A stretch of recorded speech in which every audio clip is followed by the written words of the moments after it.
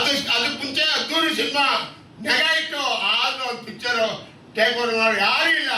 ಒಂದೇ ಕನಕಪುರ ಶ್ರೀನಿವಾಸ್ ಚಾಲೆಂಜ್ ಮಾಡಿ ಹೇಳ್ತೀನಿ, ಒಂದೇ ಕನಕಪುರ ಶ್ರೀನಿವಾಸ್ ಟೇಕ್ ಓವರ್ ಮಾಡ್ದ, ಇಟ್ಟು ಮಾಡ್ದ ಪಿಕ್ಚರು. ಎದೆ ಕರ್ಕೊಂಡು ಹೇಳ್ತೀನಿ.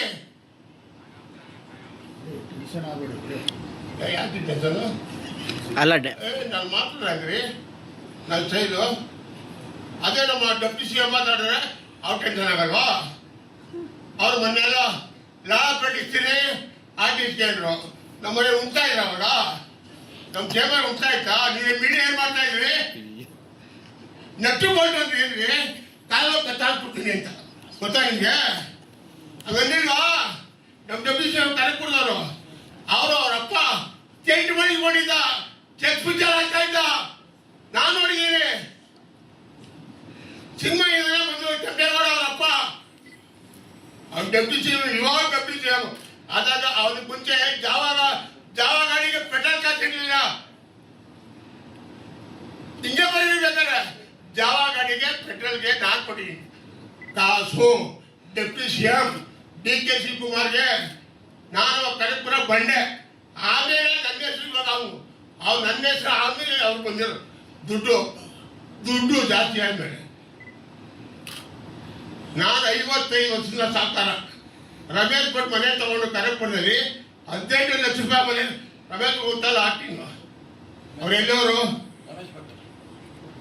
ರಮೇಶ್ ಭಟ್ ಎಲ್ಲಿಯವ್ರಿ? ಯಾವ ಊರವರು?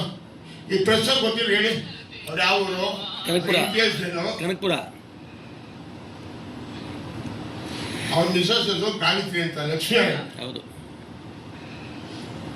ಹೇಳಿ ಮದುವೆ ಮಾಡಿಕೊಂಡು ನಾವು ಊರಲ್ಲಿ ಇದ್ರು.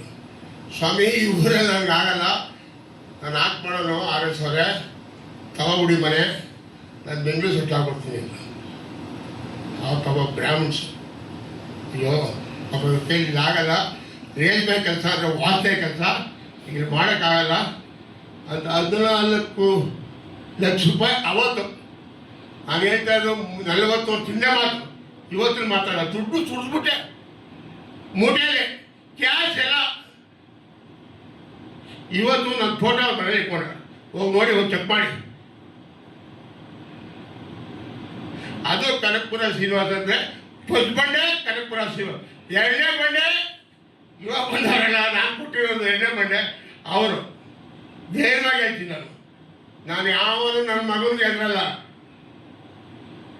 ಅವ್ರ ಬಾಬಾ ಬಂದ ಸಿನಿಮಾ ಒಂದೇ ಪಿಕ್ಚರು ಔಟು, ನಿಮ್ಗೆಲ್ಲ ಗೊತ್ತಿರಬೇಕು. ಕಾಂತರಾಜ್ ಅಂತ ಬರೀ ಹಿಂಗೇನೆ ನಿಮ್ಮ ಜೊತೆಗೆ ನಂದಿನಿ, ಭಾರತ್ ನ್ಯೂಸ್ ಟಿವಿ, ಮೈಸೂರು.